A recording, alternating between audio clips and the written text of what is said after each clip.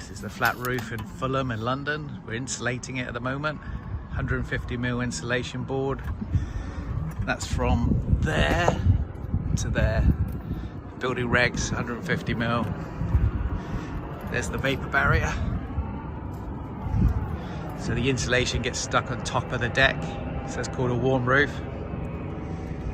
So we'll cut them all in place and then we'll take them all off and stick them. That's him sticking the insulation boards. So it gets stuck to the vapor barrier.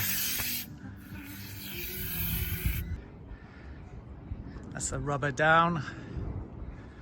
Finished. All the LED flashings are in the wall. We capped the parapet walls as well, party walls.